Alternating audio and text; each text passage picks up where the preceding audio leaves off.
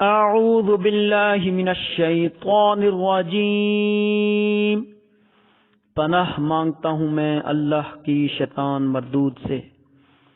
بسم اللہ الرحمن الرحیم، شروع کرتا ہوں اللہ کے پاک نام سے جو بڑا مہربان ہمیشہ رحم فرمانے والا۔ وَلَئِنْ أَتَيْتَ الَّذِينَ أُوتُوا الْكِتَابَ بِكُلِّ آيَةٍ مَا تَبِعُوا قِبْلَتَكَ وَمَا أَنْتَ بِتَابِعٍ قِبْلَتَهُمْ وَمَا بَعْضُهُمْ بِتَابِعٍ قِبْلَةَ بَعْضٍ وَلَئِنِ اتَّبَعْتَ أَهْوَاءَهُمْ مِنْ بَعْدِ مَا جَاءَكَ مِنَ الْعِلْمِ إِنَّكَ إِذًا لَمِنَ الظَّالِمِينَ۔ اور اگر تم ان اہل کتاب کے پاس تمام نشانیاں بھی لے کر آؤ تو بھی یہ تمہارے قبلے کی پیروی نہ کریں، اور تم بھی ان کے قبلے کی پیروی کرنے والے نہیں ہو، اور ان میں سے بھی بعض کے قبلے کے پیرو نہیں۔ اگر تم باوجود اس کے کہ تمہارے پاس دانش یعنی وحی خدا آ چکی ہے ان کی خواہشوں کے پیچھے چلو گے تو ظالموں میں داخل ہو جاؤ گے۔ الذین آتیناہم الکتاب یعرفونہ کما یعرفون ابناءہم وَإِنَّ فَرِيقًا مِّنْهُمْ لَيَكْتُمُونَ الْحَقَّ وَهُمْ يَعْلَمُونَ۔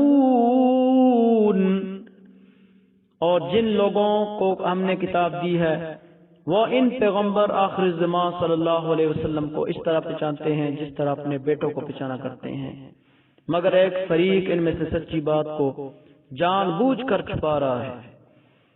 الحق من ربک فلا تکونن من الممترین۔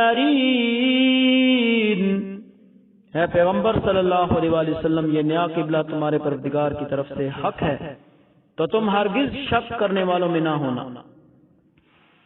وَلِكُلٍّ وِجْهَةٌ هُوَ مُوَلِّيهَا فَاسْتَبِقُوا الْخَيْرَاتِ أَيْنَمَا تَكُونُوا يَأْتِ بِكُمُ اللَّهُ جَمِيعًا إِنَّ اللَّهَ عَلَى كُلِّ شَيْءٍ قَدِيرٌ۔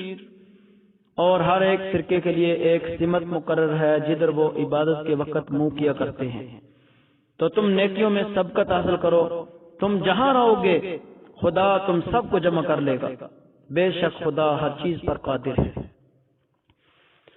وَمِنْ حَيْثُ خَرَجْتَ فَوَلِّ وَجْهَكَ شَطْرَ الْمَسْجِدِ الْحَرَامِ وَإِنَّهُ لَلْحَقُّ مِنْ رَبِّكَ وَمَا اللَّهُ بِغَافِلٍ عَمَّا تَعْمَلُونَ۔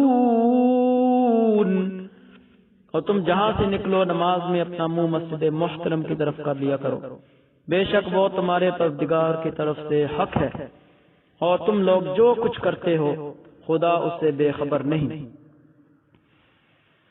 وَمِنْ حَيْثُ خَرَجْتَ فَوَلِّ وَجْهَكَ شَطْرَ الْمَسْجِدِ الْحَرَامِ